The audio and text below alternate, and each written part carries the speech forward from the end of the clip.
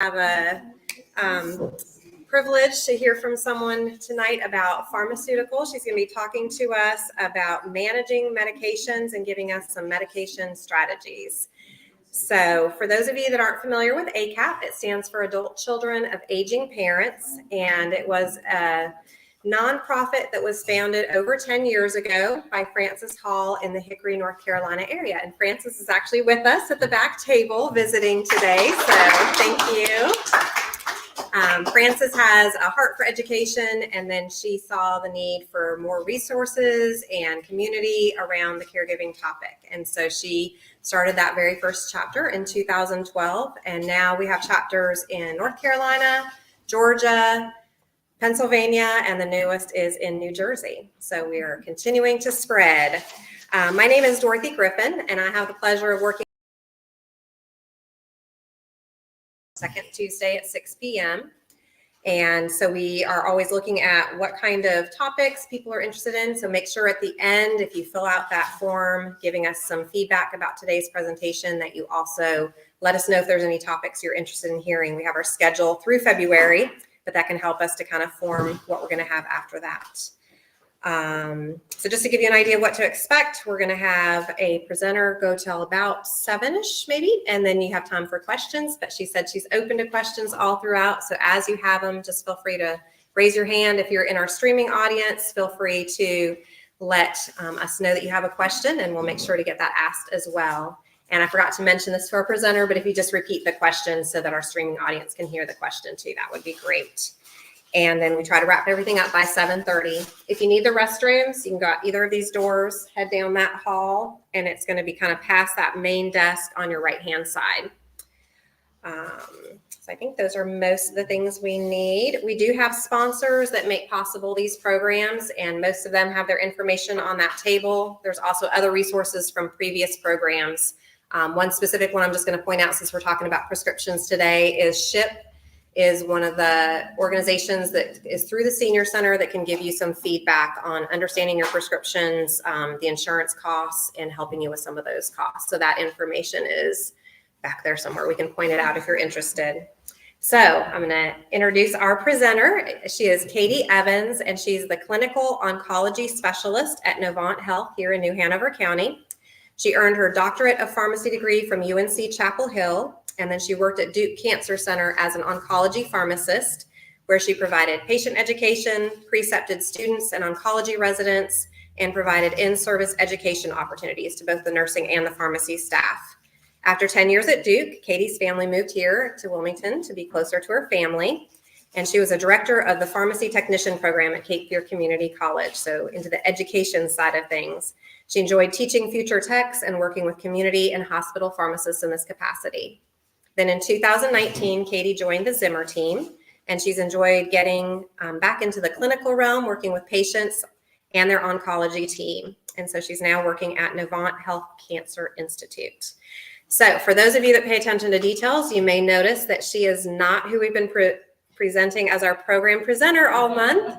And that is because due to some unforeseen circumstances, our presenter couldn't be here. So about 24 hours ago, Katie said yes to presenting tonight. So in this month of Thanksgiving, please join me in welcoming her and showing our appreciation for her being here.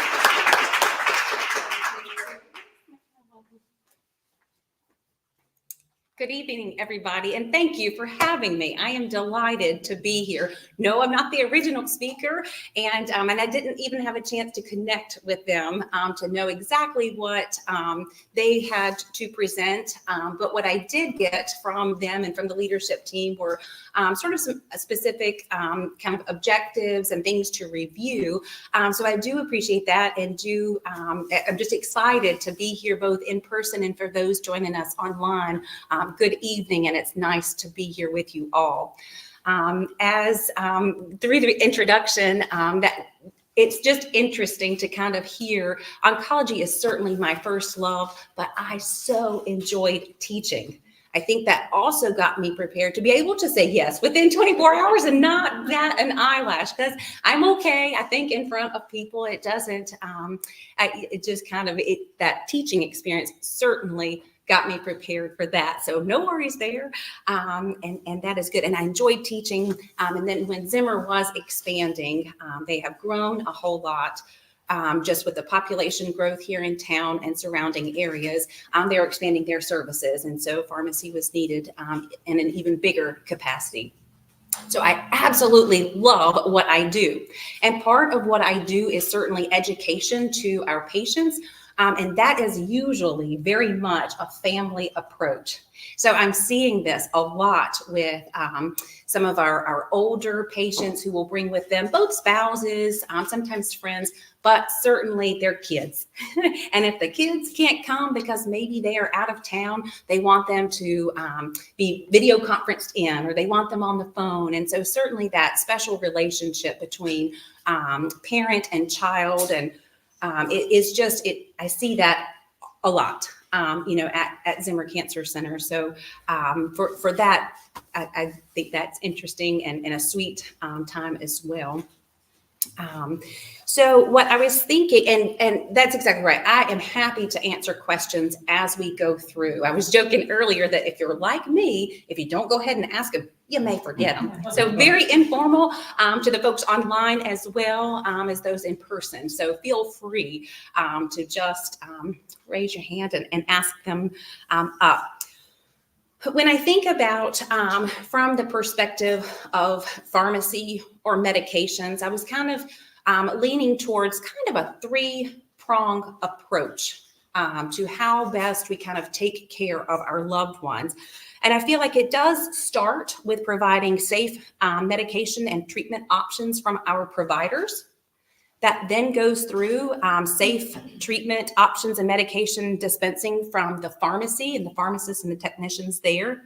And then, of course, back to home, right? So ensuring with our loved ones safe utilization at home. So that's the patient and the caregiver. So I was thinking about kind of several different pieces to that three-prong approach. And there's probably more, certainly. We've got a lot going on, a lot of us. I was hearing some stories just a second ago. There's a lot going on, both in your life and your loved ones' lives. And then the folks a little younger than you. So some of you are grandparents and parents and have just friends are going through some things. So I'm sure there's a lot more. But when I think of sort of the medication process, so that piece of it, and I love to see the agenda items too. You guys are talking about some really awesome things, and so this is just a piece of that. But when I think about that, I do think that it would start from the provider, go through the pharmacy, and then at home. And so that's how I'll kind of guide the discussion tonight for us. So I think most physicians and doctors' offices are really trying to care for our loved ones with a very holistic approach. So I think when we present to, and that's, I guess, for all of us, but thinking of our loved ones, and when the doctor sees them, I know sometimes they might be a little rushed, but I do feel like they are taking a very holistic approach of your loved one, trying to get a good history from your loved one or caregivers. And a lot of times doing some good listening tactics to listen to what the situation might be, what the concern might be. Sometimes we are taught to treat the patient, not the number. So we run lab tests all the time, and all of those kinds of things. Those are important. Sure they are. We've got to treat that too. But I think we also have to, as providers, both from kind of an oncology standpoint to general medicine and other chronic disease states as well, think about, first and foremost, the whole patient and not just a specific. We have our specialties, and that's good, but definitely taking a good look at what's going on and that history, which will come back into play sort of in the caregiver section, but a good medication history, a good just general history of what's going on from either the patient or with help from you. Providers are also utilizing in folks that are 65 years and older, something that we call the Beers criteria. So you may have heard of that, and it is updated ever so often, I guess. But the Beers criteria is actually some criteria for potentially inappropriate or not great medication use in these older adults. It provides a list of medications for healthcare providers, both the physicians in the groups as well as pharmacists know this as well, and nursing staff too, to be able to safely prescribe medications to those folks above 65. So we use that as a guide to do no harm. That's the first thing in healthcare, right? So we're using that for that. And then the American Geriatrics Society will revise that list every 3 years. So it is updated. And I think 2023 was the most recent update. So just recently updated. My field is pretty narrow because I am doing chemotherapy medications and we have lots of ways to monitor those. And so I'm not as familiar with those medications that are on that list. But think of the medications that can make us dizzy and fall risks. So those kinds of medications are listed on there. We know that both, you can actually really compare a pediatric population to a geriatric population, and we know our organ systems are also very different, both just as we transition through life. And so there are medications on that list that may be a little bit more harmful to the kidneys or to the liver or something like that. And so providers have this tool and this resource to use to make sure that they are prescribing safe medications for our geriatric population. That would be those above 65 per the Beers criteria. I do believe that our providers are also doing the good recommendations for appropriate screening, tests, vaccination schedules. These recommendations do come from published literature. So we do think about our CDC guidelines for things like vaccine schedules, and then disease appropriate screening and monitoring. So that's up to our physicians. But I do think, and again, that can come in the caregiver and patient aspect too, that if you have questions about why is that test being run, what are we doing here, it's okay to ask and be an advocate both for yourself and your loved one. But they do those. And again, I do think a little bit more specifically to oncology in the certain screenings that we do. There also comes a time where we reach a certain age and a certain disease state where we don't screen and monitor anymore. So there's also the thought of de-escalating some of that screening and testing and monitoring. But those are all based on research and trials, and then the guidelines that review those. Typically, our guidelines, these would be guidelines for diabetes management, hypertension management. Our oncology guidelines are very much evidence-based and peer-reviewed as well. So you do get some of the big leagues around the states involved in these decisions, and they come to round tables just like this. Our oncology guidelines, we kind of call the NCCN guidelines our Bible. And so not to be too crass with that word, but it is what we go to look at what's the most recommended regimen or the best in certain situations. So that's what our providers are doing for us as well. So I mentioned earlier specialties, and I am in one, and that does kind of sometimes narrow our focus, of course. So key here would be communication among those specialists. And boy, is that hard sometimes. Certainly, Novant facilities can electronically talk to each other. And so if a lab was drawn at one Novant facility, I can see that in my facility. And we still have more to go because Novant across the state should talk to each other. And so we're getting there on that aspect. But if you go to outside of a network, how do we get that information? And how does the provider get that information? And sometimes that is where you as the caregiver, for your loved one can come into play with helping with that. A lot of times information can be faxed as well, and we do still use the fax machine to fax information as well, but sometimes that requires a signature or a signature to release information. And so sometimes we have to get that from the patient. and that requires a trip up there to do that when you're in the office. But communicating among those specialties, we heavily lean on these days. And in fact, if the computer goes down, what happens? Nothing. It just stalls, doesn't it? I mean, we are just so reliant on our computers these days. We just don't know what to do when they shut off. But we use that electronic medical record. And I also feel like where you can be an advocate as well is that if your loved one agrees, making sure that you are on their list of contacts or their list of approved folks to reach out to, phone number, email, that kind of stuff. I think it gets a little dicey. Some folks will share their own login information. And if your caregiver has shared that with you, that's wonderful. You get to see all of their information. However, I'm not sure that that's anything that we can say legally that you should make your caregiver do, because certainly that is their own information, for them. But if they have shared that, then that's one way that you can also contact their team, reach out to their provider, on their behalf. Again, not advocating for that, just knowing that sometimes that happens with shared information amongst families. With that, we also can put inside of, especially when I think from the hospital standpoint, inside of the that electronic medical record, there are, I guess I would call them guardrails. There are different parameters that we can set inside of that computer to make sure that if your loved one does come in to the hospital and we see a medication that might be on that unsafe list, that there's a flag, that the provider is notified, that the pharmacy is notified. And so those medical records are really built towards keeping our patients safe.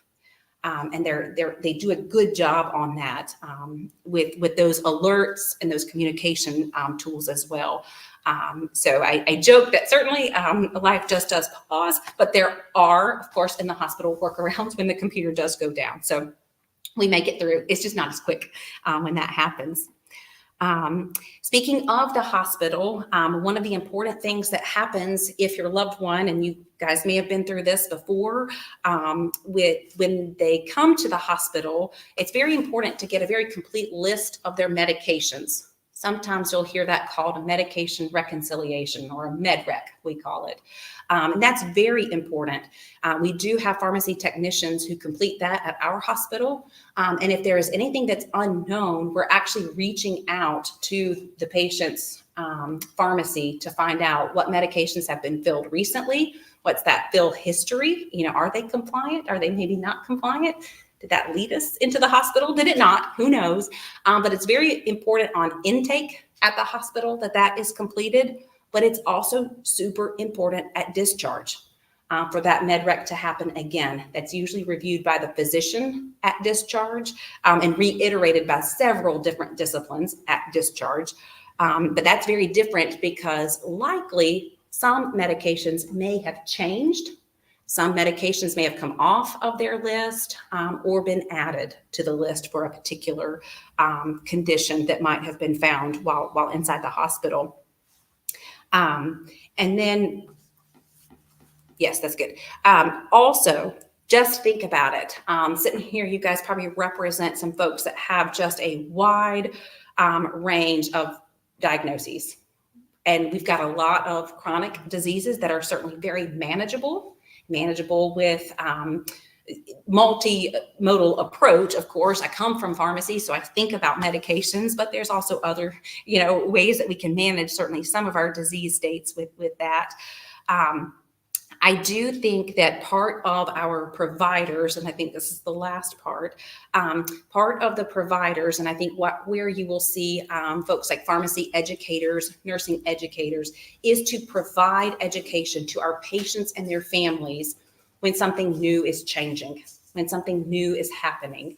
So making sure that from the provider standpoint, we are giving the appropriate information and resources, good Google is great for find me the closest Starbucks, but Google is probably not the best for, can you please tell me what multiple myeloma is and how long I'm going to live? It's just, there's a time and a place for Google. I'm not sure that our healthcare is that time and place. So making sure that we're getting the proper information from those doctors' offices. And again, being the advocate that if you don't have that information, making sure that we can get that.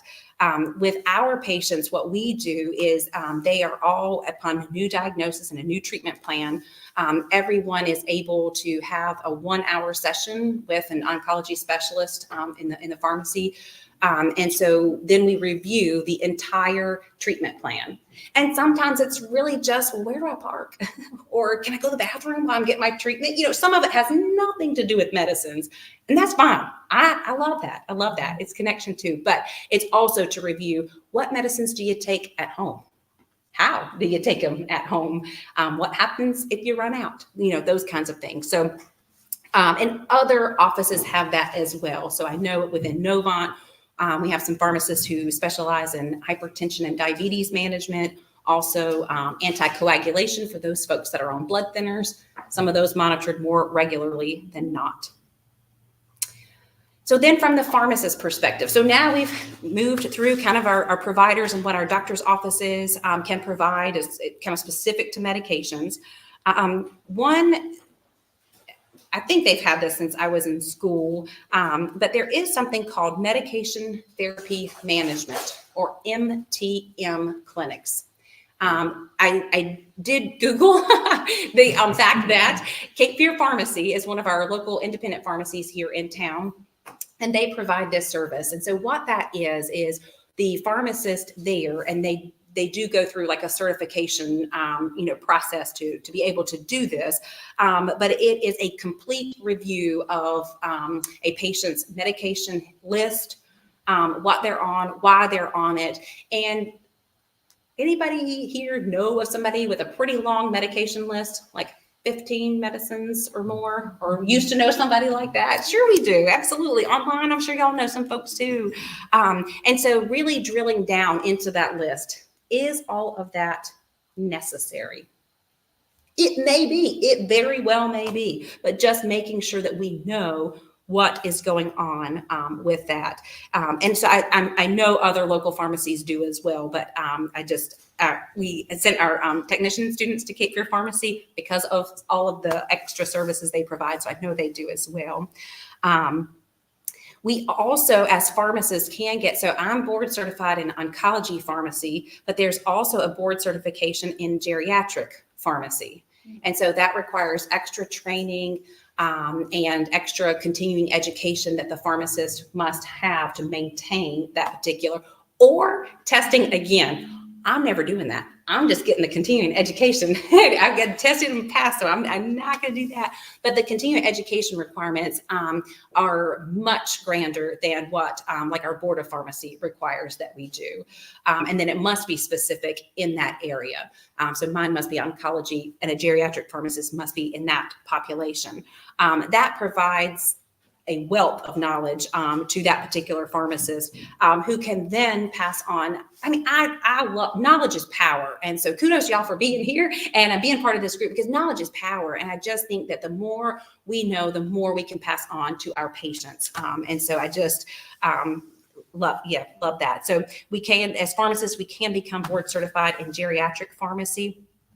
On a day-to-day basis, on the dispense and filling of medications, the pharmacist there should be providing a drug-drug interaction search, and also if there are any important drug-food interactions, that must be mentioned and counseled to the patient.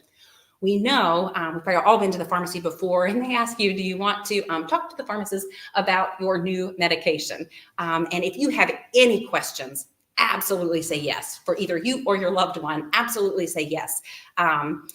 Because that is invaluable. I know sometimes they look a little busy. We do get a little busy, but it is no problem whatsoever to pause and answer a patient's questions. That is top notch, the most priority. Yes, ma'am. You are giving so much good information. I'm just like, but, okay, so if somebody had not really a question Mhm. about a pharmaceutical, but rather just help me understand exactly how this works and how this interacts with everything else. Is that an okay reason to have that consult? Yes, ma'am. So the question was, if there's not a particular maybe how to take or what time of day type of administration question, would it be appropriate to also ask the pharmacist more about how the medication works and any other drug interactions or something like that if that wasn't reviewed? Yes. I think as pharmacists, we are a little bit nerdy and we love how medications work. We love what they're doing and how they're interacting with our bodies and how they're helping us. So I think we would jump at the chance to tell anybody how their medication is working and what it's doing, for them. We do think about classes of drugs. So we sometimes, for hypertension, sometimes you've heard of beta blockers or ACE inhibitors. And so there are multiple different medications in those particular drug classes. So sometimes it might be interesting to know, well, I was on this one, but my doctor changed me to this one. What's going on? And I think that is so cool to dive into. So absolutely. Yes, any questions that you have for your pharmacist about the medication, even things, how long am I going to be on this? How long is it going to last? Anything like that. Will the pharmacist also talk about food interactions, like don't eat grapefruit if you're taking this medication? Very good point. Yes. So the pharmacist will, the question was, does the pharmacist also review what foods to not take while on or eat while on a particular medication? That is very important, more from either an absorption standpoint. So if we're taking oral medication, sometimes the food we eat can interact with how it's absorbed from our guts. And then the other kind of aspect of that is the metabolism of it. And so a lot of our drugs are metabolized through our liver, and that's how they eventually get filtered out. And so it's very important that some of our foods can also interact with that as well. So grapefruit, you mentioned grapefruit. That's a great example. There's a lot of medications that say don't eat grapefruits with. And so that's important. Why? That one is more, and there's a kind of a whole list of them. That one's more for metabolism. There's some enzymes in our liver that will interact with. Is that statin? That is one of them. You'd have to ask for the specific ones, and I can get you, if they've got my information too, if you have specific questions on specific medications. I'd have to, not many of my oncology drugs interact with grapefruit juice. So my grapefruit, some of them do. We do a lot of oral oncolytics nowadays, not just IV treatments. So here and there, and even in my field, sometimes we have to say, take it with a low-fat diet.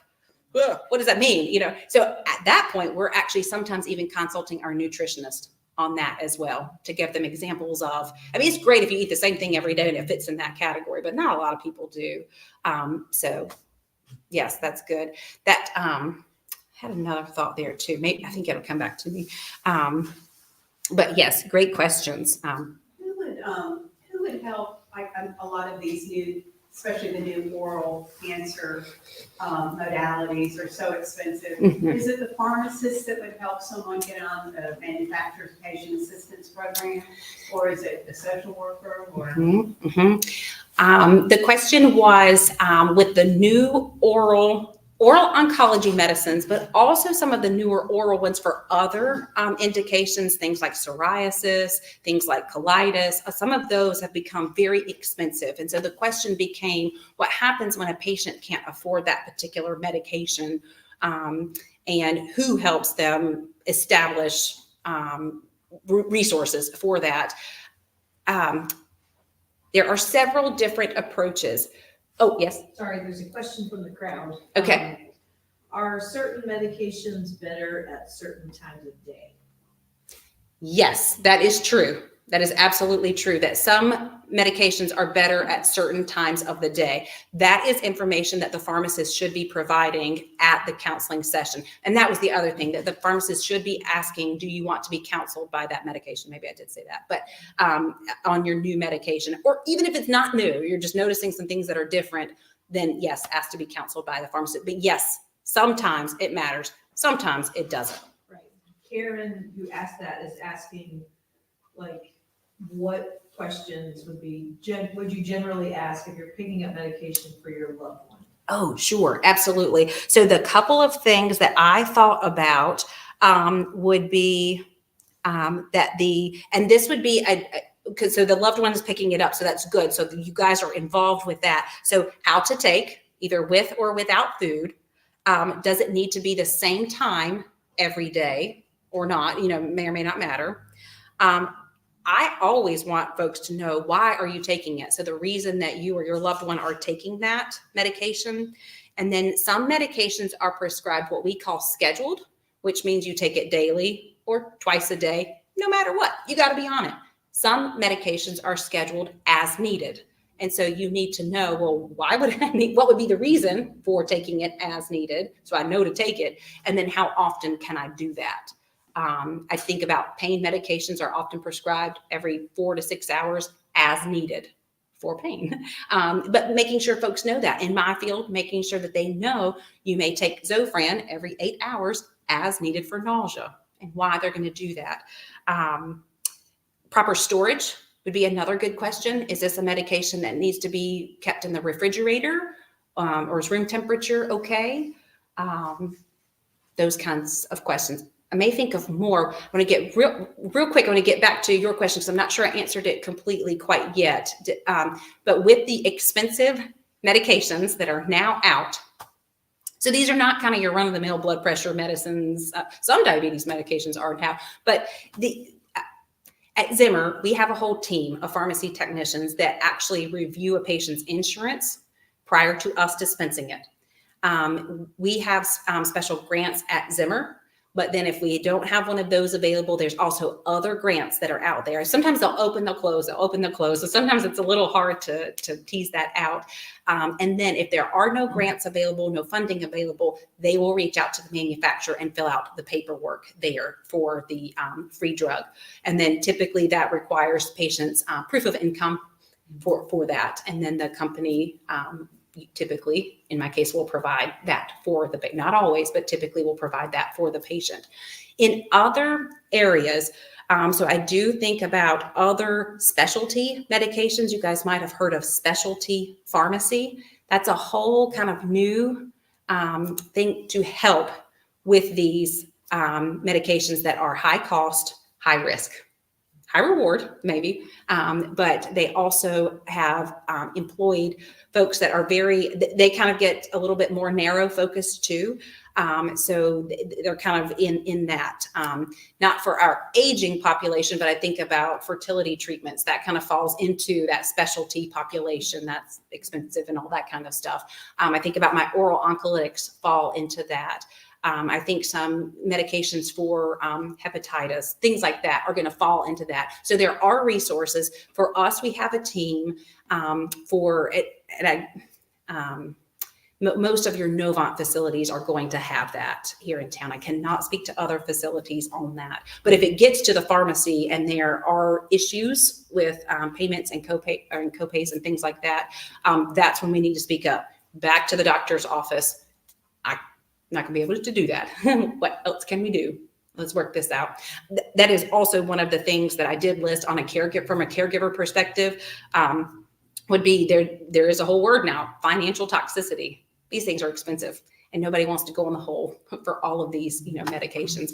And we were just talking the other day, we had kind of an unfortunate setting where we had a patient that felt that he was having to choose between doing his treatment and working, as he was the sole provider for the family. So that's real. I mean, it's very much a real thing, and it's extremely sad. So I'm happy and proud to report that through Novant, we do the best we can to dive in, and we have a whole team that does that for us. And I can't speak to other places, but mostly if you're in, a doctor's office or a clinic that's prescribing some of those types of high-cost medications, they're aware, and there is manufacturer assistance. Yes. I've got two questions. Mm-hmm. One, is there a significant difference between a prescribed drug and a generic for that same drug? Very good. Okay.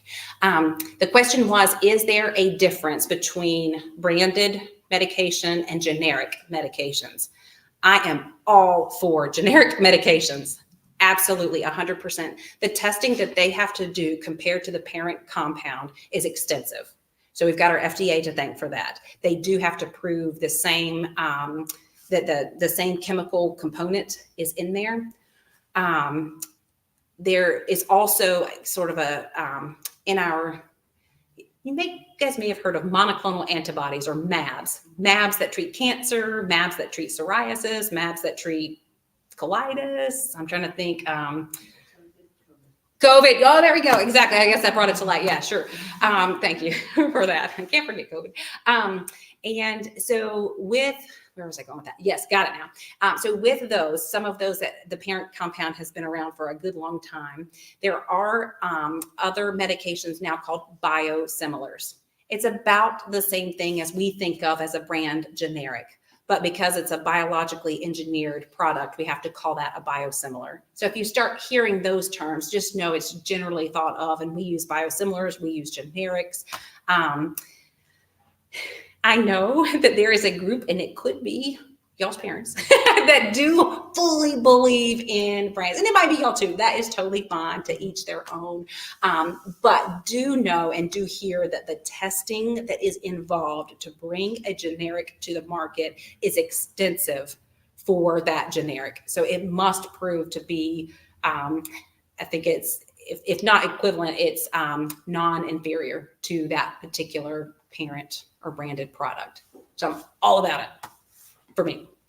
I guess I have a question. What was the other term you used? Not the generic, but the Biosimilar. It's So is that something that is actually on labels, or is it also just called a generic? I think it's just called the generic. Lumped in together? It is. Yep. I think it's all lumped in together as far as that. So, yeah. But to me, what you're looking at is we just called it Claritin. Somebody just came up with that branded name, but it is loratadine.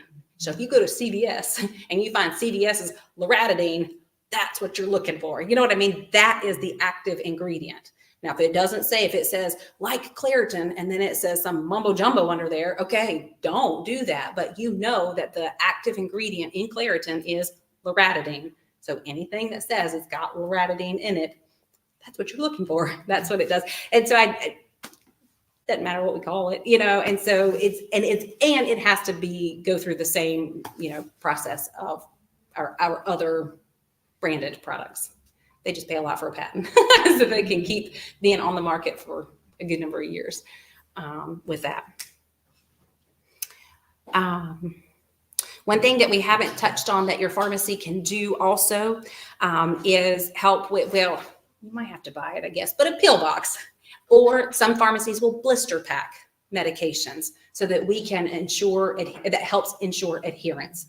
And so that sometimes does require some help. If it's not blister packed, I guess the pharmacy does that, but a pill box, and they have them in different varieties. So some, just the little ones that are Monday through Sunday. There we go. The whole week long. We don't want to skip any days, but just those. Then you have the bigger ones that are morning and night for all the days. So depending on the need, that is also available for that.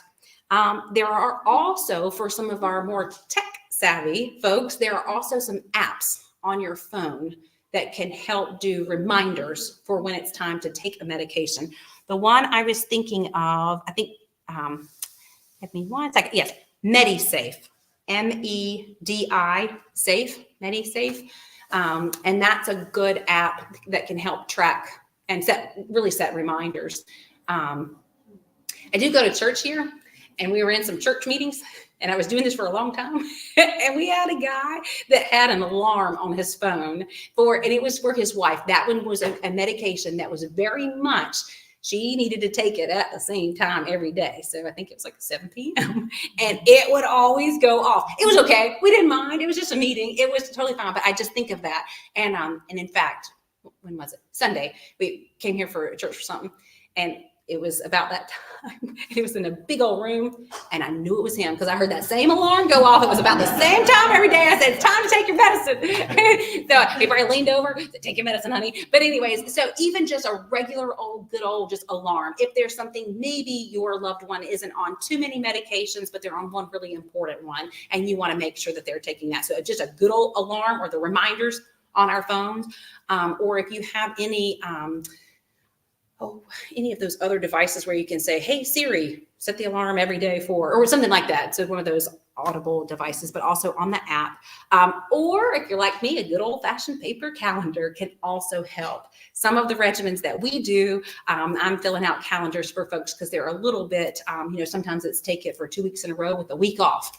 Well, that can get confusing if you ask me. So we can make some calendars that have that there. And then that's great because you can check it off. You feel really productive and really good. So that can be helpful as well. Just any of those reminders and those visual things versus just the bottle of, now, how many have I got left? Did I take it today? Did I not take it today? Those kinds of reminders. And our pharmacies can also help with, so we want adherence to these medications because they're helping a purpose and they're doing something. And so who has struggled with those child-proof lids? Oh, they're so bad. So you can request your pharmacist to put, I think you just flip it over, but you can just request that to be a non-child-proof lid. Just be careful in case you have grands or great grands or animals or whatever around. But and then sometimes we can make things into liquid formulations if anybody has difficulty swallowing. Or just go for a different tablet size or strength that maybe makes that a little bit smaller or more helpful. There are pill cutters. Some medications can be cut and some cannot. So you need to make sure to review that with your pharmacist there. But if there's a half dose and it is okay to split that tablet, make sure you've got a pill cutter. And those are at the pharmacy as well.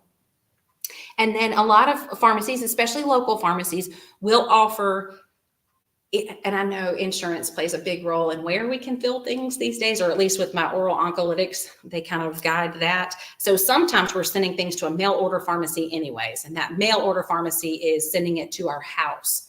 That's okay, that's great. I'm a local person and I'm a people person, but even your local pharmacy, some of them can also make deliveries as well. So if sometimes that's a little bit more helpful for you or your loved one, that can sometimes be arranged. I didn't Google any that were doing that because I didn't want to put them on the spot right here. So I don't know, but you can always ask your pharmacy. I don't think places like CVS and Walgreens do that, but more of your local independents will do that. Now So, that you mentioned yes. that, Uh-huh. are those mail away things that your Plan D carrier wants you to use, are they as good as a local pharmacy? I think they are. Yes. Yeah. I'm just much more of a people person and I like sort of that warm handoff. And, you can, I think you get more comfortable asking your pharmacist questions and that kind of thing if you see them all the time. But sometimes we just don't have a choice. And the insurance says you've got to use this place out in California or whatever. But yes, they go through the same checks and balances that your pharmacy here would. But you just don't get that connection of, oh, by the way, I noticed this last week. Can you tell me more about it? I don't think you get quite that interaction. Mm-hmm. Yes, ma'am. What if you use a very busy pharmacy and the pharmacist doesn't have time to talk to you? We're not supposed to Google. Sure. Where do we go? I mean, I know WebMD, again, where do you go if you don't have a person to talk to? Sure. That is tough. Because I'm not exactly sure. I mean, WebMD is decent. I will think of it here in just a second. I just lost it. There is a good, decent website that does talk at least about drug information. Give me a second. It may come to me. I may have it on my notes. That does have good, like it's a good trusted website. Now, it might not be as much disease specific, but it would be about, like, I think it's strictly about drugs. So what it does, what a typical dose is or a dose range is, how do you store it? How do you take it? Those kinds of things. I'll keep thinking on that and I'll look at my notes here in a second because they're. PDR still out, I mean, online, I guess, or. Are you talking about that handheld device? The Yeah, PDR. when I was with Pfizer. It was Okay. A big book, it was a red book, and it was keeping our pharmaceutical. Sure, drug. sure. So they might be, and they probably definitely are online, Yeah. most likely. What we will use a lot of times, like kind of in practice and what we're doing on a day-to-day basis, is something that we have to pay for a subscription. So I wouldn't want anybody doing that at their own house. I think it's gobs of money. Well, the hospital pays for it, but and that's called LexiComp. There's also, we were trained on Micromedics. There's Up to Date. I'm not sure if you also have to have a subscription. We just get it through the hospital. So sometimes I'm a little uncertain of what is just free to anybody or what's not free to anybody. The pharmaceutical websites for. Each of the drug, yes, has a absolutely. website. That's a great point. You're exactly right. And that's good information, which sometimes your manufacturer websites can also give you information on assistance programs too. Back to that. So good point on that as well. The point from that room was made that even the drug manufacturer websites will have great information on their drugs, including information on assistance for those. That's a good point. At what For point do you think people should leave their pharmacy if they feel like they're not getting the information? Ooh. I think it also depends on what your comfort level with that medication is. If you feel like you are comfortable because maybe you have been through a session like mine or somebody else's that's been provided at your physician's office.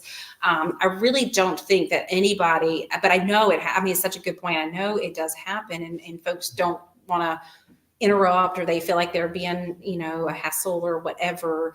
But I really don't think there should ever be a point where a patient is having to wait super duper long in order to ask a question. Generally, that would probably be a fairly quick answer.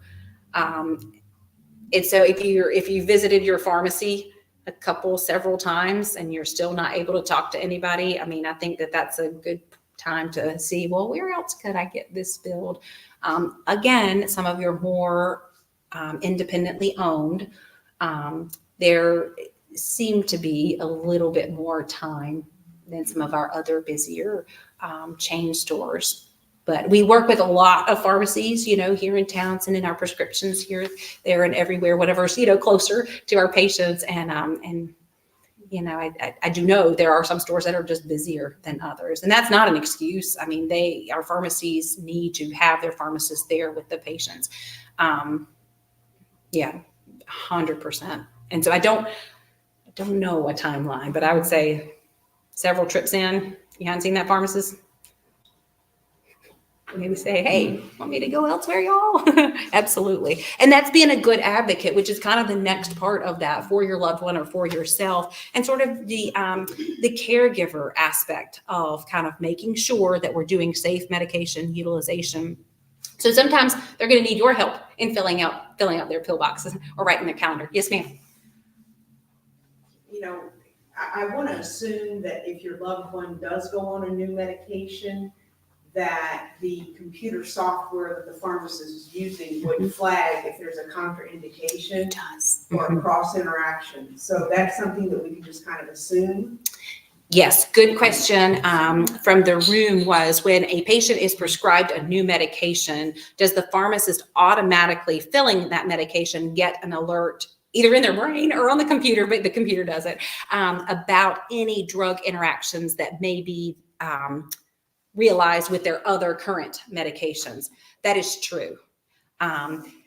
If also a patient is in one of the like Novant systems, or maybe that would be the same if they're like always Wilmington Health, that electronic record, when that medication is prescribed, we get flags because we know what the patients are on. And so even at the point of entry, so it hasn't even made it to the pharmacy yet, we're getting a flag. That does not happen everywhere, I don't think. Maybe it does, maybe it doesn't. I don't have experience in some of the off-site clinics, but the pharmacist filling, which is a huge role that they play because they see everything that's been filled and the fill history and what the patient is on. So the pharmacist does automatically do that. Any major, Some interactions are okay and some are not. Any of the ones that are not okay, the pharmacist reaches back out to the prescriber and says, here is what I've noticed. It could be, they may know, they say, well, that patient stopped that medication a year ago, so okay to fill. That's documented and you move on. But that is a great question that the pharmacist filling will check their list each and every fill. I'm assuming there's not a database, so like if you use CVS one time or Walgreens the next, if you're not the same, it's not gonna come up under a social security number, however else they track it. You've got to go to that same pharmacy to have a list of your meds, I would think. Because so many people now are forced to shop around and go to multiple pharmacies because of price. It's amazing the price difference on simple drugs from one to the other. Sure. And so everybody doesn't have the good old boy pharmacy that knows them and the pharmacist that recognizes them by face and name anymore like they used to. You're right. They're shopping for price. And so I'm assuming there's not a database that if your name comes up that CVS doesn't speak to Walgreens or whatever. Here is where I wish I was the other speaker. I don't think so. No, I know like yeah. CVS to CVS can look like they're in the shared database and whatnot, and Walgreens to Walgreens. I know they are. That idea has been talked about for a long time. I know with controlled prescriptions, so any of the narcotics, there is a public database that actually the pharmacists now are having to check to make sure that they aren't getting that. I think that is still right now limited. Don't quote me on that, y'all. This is where I need that other speaker. But I know controlled substances are there is a shared database. Both prescriber and filling pharmacist must, or dispensing pharmacy, must check that to make sure that we're not getting out of control. But I don't think so. HIPAA regulations? Possibly, or the even just the Intel, the computer that it would take to do that. That'd be a huge data system. And that's Be what the huge. point I was gonna make is my husband has Walgreens and then he has CVS. And so we each have different ones and they're not talking to each other. They aren't, okay, yeah, I don't And think then so. the other thing is the other things that they're gonna operate on what the accurate information they have. Mhm. So they can't be held liable or accountable if they don't have. If they don't all the know that, facts. that's right. And then if you're taking things like Pepto-Bismol or Mhm. baby aspirin or Mhm. all of that Mhm. plays into the medication that you're taking, so they need to know Absolutely. all of it. Like, you've got to be Absolutely. thorough. What a great question. So kind of a point from the floor was made that we do need to be aware. You only know what you know. And so if it's not shared, any over-the-counter medications, any vitamins, any supplements, that's a whole nother talk as well. But the pharmacist needs to know those. Your doctor needs to know any of those that you're on. There's quite a few of those that actually do interact with some of our chemotherapy medications. So that's a big review that we do as well. But you're exactly right that if they don't tell me they're taking that, even upon asking, I don't know to tell them to stop. They don't tell me. I had a lady just today, we talked last week, but she couldn't remember exactly what supplements she was on. And sometimes it's not the whole supplement, but it could be one ingredient in there. So then we drill down to what is actually in that brain supplement. I think is what hers was. I think it was like aging brain or something like that. And so what is in that? And so it was up to me to go back and look at that specific product and say, hey, how is this going to interact with her chemo? Sometimes it's fine and sometimes it's not, but she did great. She brought me a list. So it's very important for us to be asking those questions and that information shared so that we can have a complete list to, again, holistically take care of everybody. I had a question about Good RX. Okay. I use it, sometimes it costs less than what my copay is. Yep. Use it. How do they do it? I mean, how, I've heard that they get your data and they somehow use that data for something, but I don't know what. So I think the GoodRx app, Yeah, I do too. yeah, and you just plug in the medication and it just takes you to the surrounding areas. My question is who absorbs the reduction in the cost? And what I'm hearing They is, don't need to do that much to begin with. well, I know that, but still, everybody's gonna make profit. But what I've heard is they sell your data, that GoodRx collects your data and they use it for, That would make a lot of sense. Yeah. or sell it to Sure. someone. Yeah. I apologize. I do not know how good RX works. I don't know. I don't know what they do with that, and I don't know who absorbs the cost. I do think that if it does end up being less than your copay, go for it. Oh, yeah. I used it out in California because I just didn't want to fiddle with them having to put in all my insurance stuff. I was like, just good RX, and it was like $17 for, I don't know, eye drop or ear drop or something like that. You know, fine, that's fine. I'd rather than wait for you to have to go through all of that, and then it'd probably be like, what are you doing in California? So yeah, absolutely. I mean, I know it's utilized. It's very good, but then that's where you're going to whatever pharmacy had it cheaper, you know, at that point. And then we might lose some information from that, but you know, again, financial toxicity is huge, and we've got to make sure adherence is huge. If you don't have it, you can't afford it, then you're not taking it, and you're not helping the problem that it was intended to help. So it is out there and utilized. I just don't know how. Yeah. Yes, ma'am.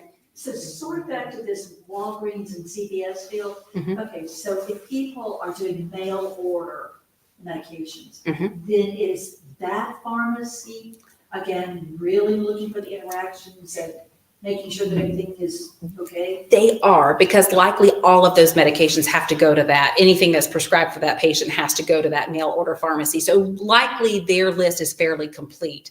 I do know that, so in oncology, sometimes we're just prescribing one specialty medicine. So only that one thing is going there. Part of what the pharmacists do, and why it's, I guess, called a specialty service, is they are calling the patients and they are asking, why are you taking this? Do you know why you're taking this? What other medications are you on? I haven't even talked about drug allergies, but that's another thing. What drug allergies do you have? Because that might be important, you know, for what we're about to give them. So they're looking through drug allergies and their medications, and then they're actually asking them, is this what you're on? So they do, at least the ones that we work with through the oral oncology, you know, program and some of those mail order specialty pharmacies, they do a really good job, I feel, of that. I think, and I know that the other pharmacies that are just filling regular medications for patients are doing that as well. I don't know if they call them and ask them about all that, but they have a list because all their medications usually are having to go through that. Sometimes if you're on like a 5, 7, 10-day antibiotic course, you need that now. And so it'll allow a local pharmacy to fill that and not have to go through the mail order and wait 3 or 4 more days to get it when you need an antibiotic. But Hopefully your physician, nurse practitioner, whatever, has done their research on the medication. Yes. They know everything now. But again, Yes. the pharmacist does a great job of catching some oopsies. absolutely, absolutely. You talked about cutting pills, but sometimes in dementia or other diseases, as they progress, they have difficulty swallowing. Mhm. And so you can also crush medications, but there's some medications that can't be crushed. Good. Yeah, absolutely. So question from the floor was kind of the difference between just cutting a pill but still being able to swallow it versus our patients who are not able to swallow or have difficulty swallowing. Can we more crush those and put them in like an applesauce or pudding or something like that? And that's a great point, that type of administration route is very much, as long as it is a medication that is okay to crush. Sometimes when we think about crush, I think there's a whole list that is like a do not crush list. What I think about those are any of your extended release medications. So if it's an extended, sometimes you'll know that it'll say ER, XR, XL, kind of after the drug name, you know that's an extended release. And then how often you take it can also kind of clue us in that it's going to last a little bit longer. And the outside of those tablets, capsules, are designed for more of a slow release. And so you don't want to crush it up because then it actually just becomes immediate release. And you're not getting the all day or all 12-hour coverage with that one. So again, totally recommended and fine for those particular medications. Sometimes we have to look at that too to see what can be crushed and sent down like a peg tube, I think it is. Or so those are some of the things that we're having to look at as well as far as what can be done. Our drug companies also are good for that. Sometimes we'll call them and say, you know, here's our situation. I know like everything says don't crush it, but like what can we really do? You know, and so that we can, in this unique situation, what can we do? Because again, they can't get it in, they're not taking it.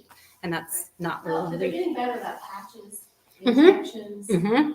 Yeah, we struggle with the folks, these are with medication adherence. And Yes. so we have a medication nurse, and Mhm. one of the things he uses for some folks, especially with confusion, is a Medi planner.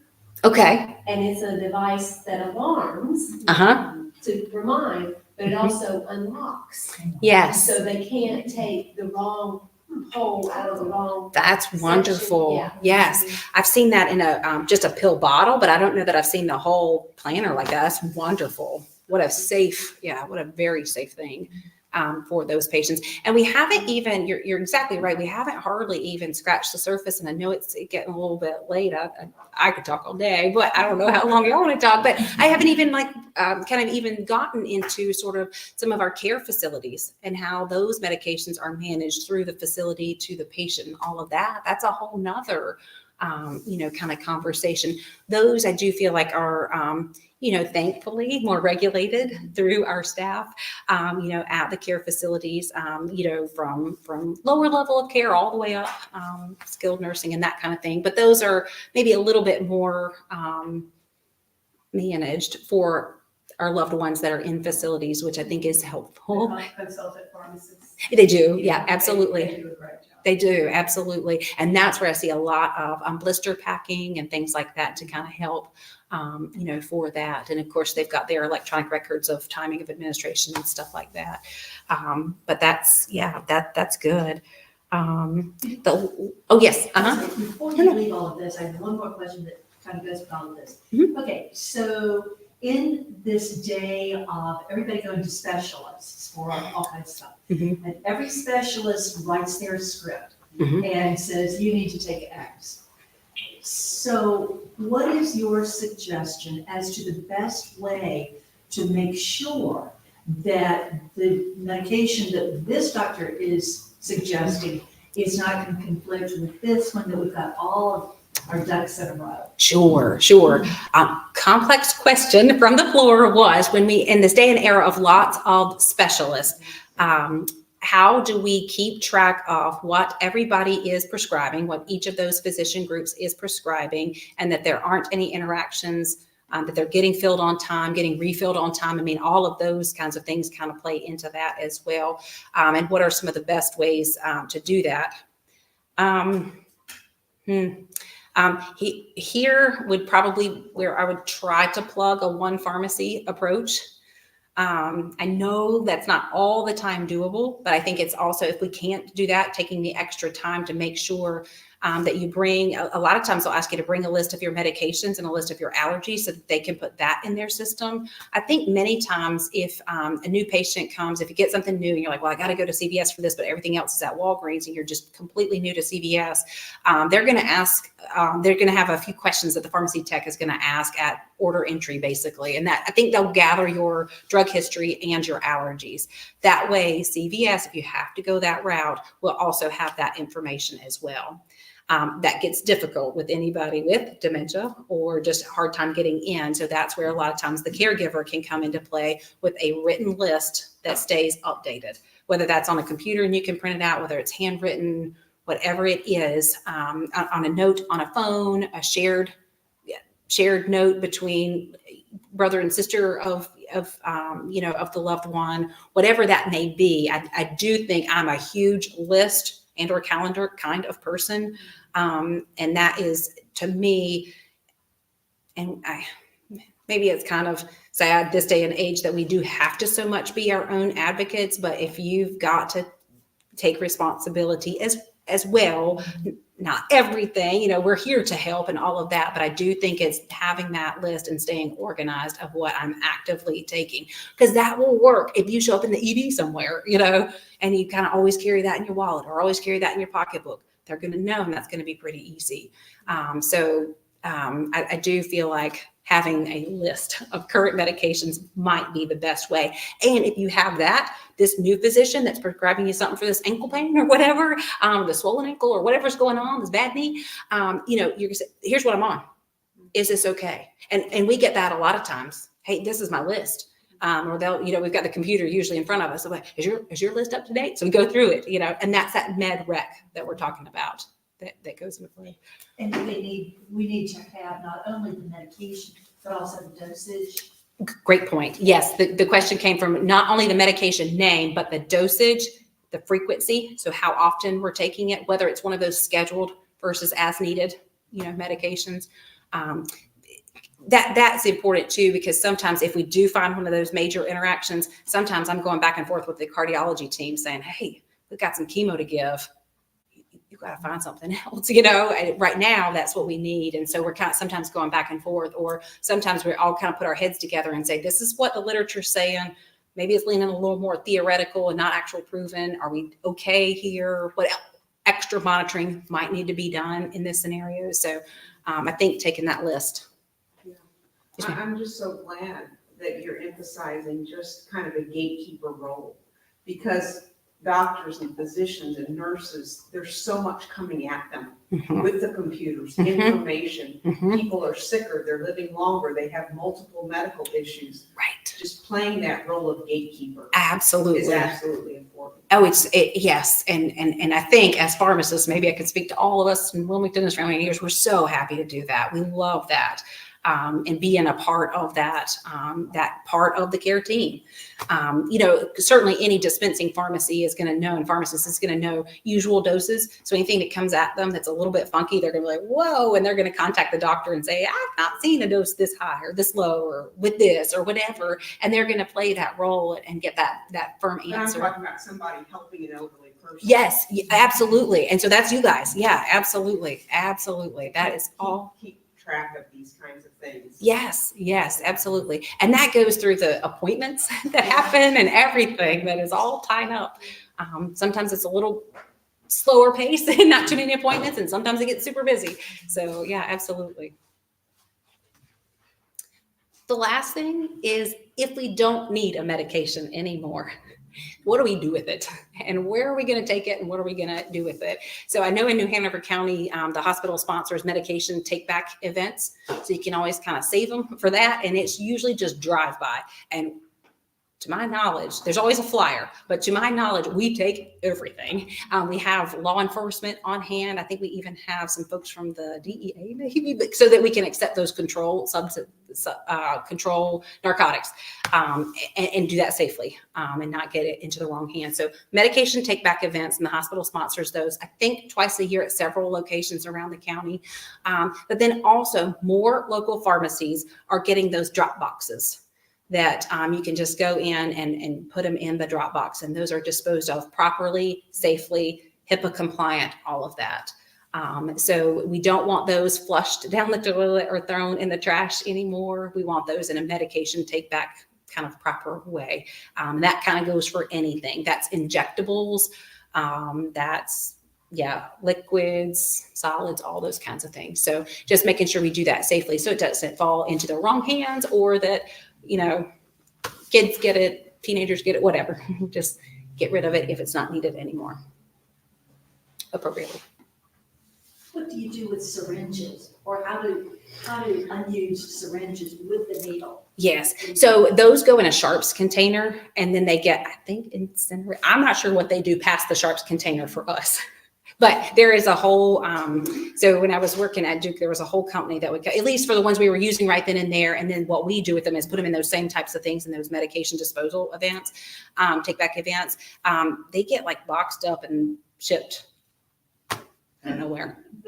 The reason I'm asking, to relate a story, I don't live here. Okay. I live in a different city, kind of across the state. But we had some syringes that were, multiple from a chemo. Sure. Yeah. And we had a take back or give back or whatever. Uh-huh. it was called. And I took them there along with the other stuff. And Yes. I said, oh no, we don't take those. Oh. And I said, so they're like 20 years old, what am I to do with this? Yes. If you don't take them, what am I to do? And they said, throw them in your trash. And I was like, oh, really? And I asked the police officer there, and he goes, yep, throw them in your trash. And it was all I could do to put mind-boggling. them in the trash can. Yes. And for them to be disposed of. Sure. So I'm glad that you all. Yes, so they take it all back. The other thing that you can do, especially for folks actually utilizing needles and syringe devices at home, they probably provide a sharps container at dispense, or we say milk jug. Back in the old days before we kind of dispensed those with everything, milk jug or a Tide jug. And that way, at least if it is going, well, those have to go in the trash, because what are you going to do with the use up? That's where they are going. That is, at least it's not going to poke through to our, trash collectors and things like that. Yes. Thank y'all so much. Oh, yes. I'm sorry. Oh, no, you're fine. You're fine. One more question, Yes, ma'am. because I think it is so important. For pain meds, a lot of times there is, and I'm not trying to be indelicate, Mhm. but there is a bowel regimen. Sure. And Sure. is that something that a pharmacist is going to say, you are on this medication, you need to pay attention to this? That is a great point. So question from the floor was, when any of us are put on a pain control regimen, a lot of times that comes with some constipation. And so who is addressing how do we treat the constipation? And so I would say that should be addressed at both the doctor visit and through the pharmacy. And really not to give it too long, or sometimes folks will just start on it to begin with, instead of doing a wait and see approach. It's a little hard to catch up with that. But we see that a lot with the pain medicines that our folks are on and some of their chemotherapies. And so we are doing a lot of bowel regimen management. We certainly are. And so that can be discussed at any point. So that can be discussed through a nurse at the physician's office. Call back and say, hey, I've started on this. This is what's going on. That person can help.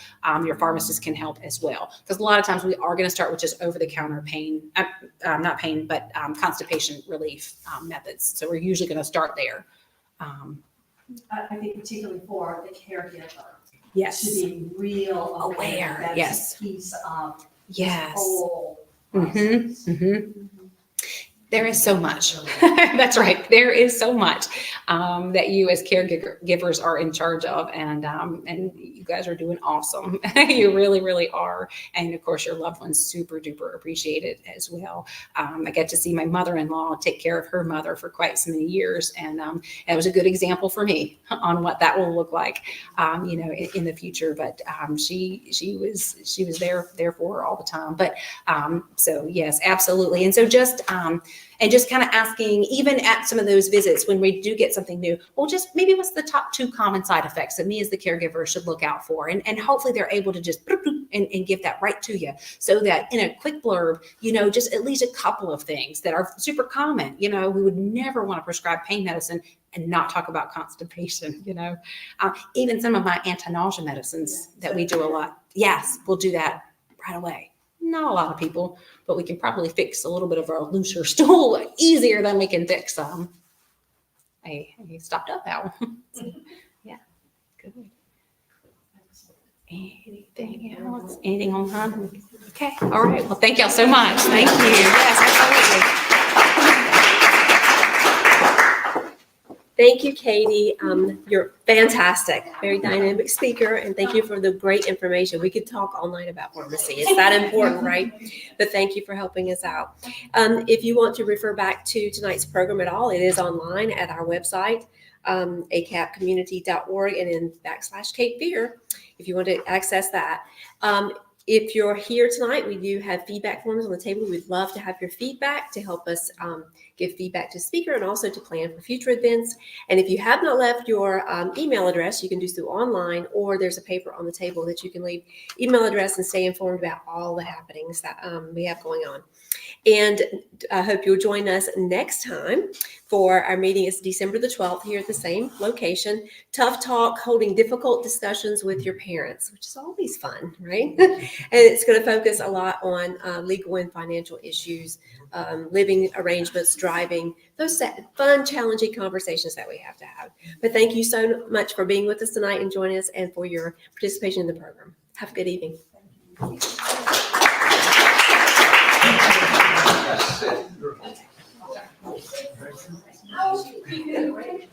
Thank you. Oh, yes. If I never